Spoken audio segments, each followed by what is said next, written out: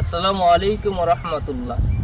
হযরত উবাইদা ইবনে সামিত রাদিয়াল্লাহু তাআলা আনহু তিনি বর্ণনা করছেন, তিনি বলছেন যে নবী করিম সাল্লাল্লাহু আলাইহি ওয়াসাল্লাম বলেছেন, আজমানু লিসিত্তান মিন আনফুসিকুম, যদি তোমরা নিজেদের পক্ষ থেকে আমাকে 6টি বিষয়ে জামানত দাও, আজমানু লাকুমুল জান্নাতা, আমি তোমাদের জন্য জান্নাতের জামিন হব।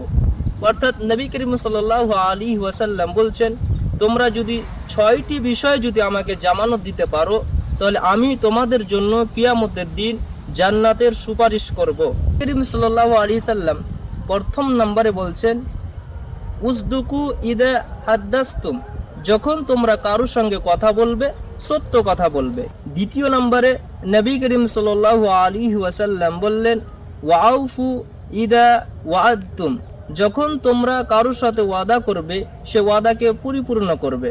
তৃতীয় নম্বরে নবী করিম সাল্লাল্লাহু আলাইহি ওয়াসাল্লাম বললেন, ওয়াআদ্দু ইদা আতুমিনতুম, যখন তোমাদের নিকটে কিছু আমানত দেওয়া হবে সে আমানতের খিয়ানত করবে না, সে আমানতকে ঠিকভাবে আদায় করবে।